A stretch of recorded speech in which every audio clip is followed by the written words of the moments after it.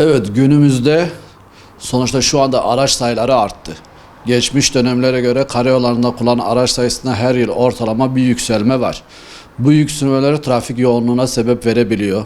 Trafik yoğunluğunun azaltılması için bir kere kurallara uyulması lazım. Kurallarla ilgili de araçların mutlaka karlı havada, sonuçta yağışlı havalarda, sisli havalarda mutlaka görüş mesafesinin net olması lazım. Bu görüş mesafesiyle ilgili lastiklerin bakımları geldiğinde mutlaka bakımlarının yapılması lazım. Lastik aşınmışsa artık karayolunda fren yapma durumunda ya da durma durumunda durmadığı yerde daha ileride durabiliyorsa bu da kazalara sebebiyet veriyor. Mutlaka sürücülerin hem trafik kurallarına uyması gerekiyor hem de kullandıkları araçların periyodik olarak bakımlarını yapması gerekiyor. Bakarsan bağ olur, bakmasan dağ olur misali. Eğer biz araçlarımıza bakmazsak o araçlar bizi yarı yolda bırakabilir. Yarı yolun dışında kazaya sebebiyet verebilir. Bunlar da trafik akışını engeller. İstemediğimiz sonuçlarla karşılaşırız. Kazalar olur. Kazaların neticesinde hepimiz biliyoruz yaralanmalar var. Allah göstermesin ölümler var. Bir de maddi hasarlar var. Bugün araçların fiyat olarak yüksek bir durumda fiyatlar var. Küçük bir parça bile yüksek bir maliyet getiriyor. Bunların önüne geçebilmek için mutlaka ve mutlaka trafik kurallarına uymak gerekiyor. Mutlaka aracı sağlıklı, dinç bir şekilde kullanmak gerekiyor. Mutlaka zamanı geldiğinde araçların periyodik bakımlarının yapılması lazım. Fenli muayenesinin yapılması lazım. Aracımız hazır bir durumda eksiksiz bir şekilde yola çıkması gerekiyor. Aksi takdirde yollarda istemediğimiz durumlarla karşılaşabiliriz. Vatandaşlardan ve sürücülerden ricamız bu dediğimiz kurallara mutlaka uymaları gerekiyor.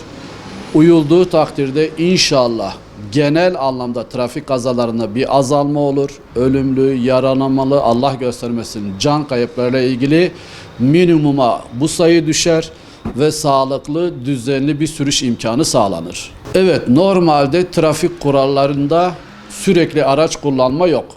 Araç kullanırken 24 saat içinde mutlaka durdurulup dinlenilmesi gerekiyor.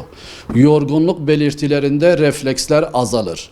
Uyku hali, eğer vatandaşın uyku hali varsa bu uyku halinde araç sürmemesi gerekiyor. Yorgun bir şekilde araç sürmemesi gerekiyor. Varacağımız yere trafik kuralları içerisinde hız yapmadan sonuçta bu dinlenme sürelerini dikkate alarak kullanması gerekiyor. Varacağımız yere zamanında ulaşmak, evet hepimizin isteği arzusudur ama trafik kurallarının dışına çıkarak o hedefe ulaşmada sorun yaşayabiliriz. Mutlaka uykusuzluk, yorgunluk, halsizlik gibi durumlarda mutlaka aracın trafik kuralları içerisinde kenara çekilmesi, kişinin dinlenmesi, tekrar yola çıkabilmek için mutlaka hazır halde olması gerekiyor. Aynı zamanda bu yorgunluğu ve uykusuzluğu atlatmak için bazen vücudun dinç kalması için ilaç alınabiliyor. Bu tür ilaçlar da vücutta dengesizlik yaratabilir. En sağlıklı sürüş zinde olmak, sağlıklı olmak, uykusuz ve yorgun olmadan araç sürmek gerekiyor. Bunlar eğer vücutta geldiyse, vücutta hasıl olduysa mutlaka sürücü bu dinlenme pozisyonlarına dikkate alması lazım. Aksi takdirde istemediğimiz kazalar meydana gelebilir. Bunun için vatandaşlardan, sürücülerden ricamız uykusuz, yorgun, halsiz hatta moralsiz dahi olsa mutlaka bunları giderdikten sonra araç başına geçmesi gerekiyor.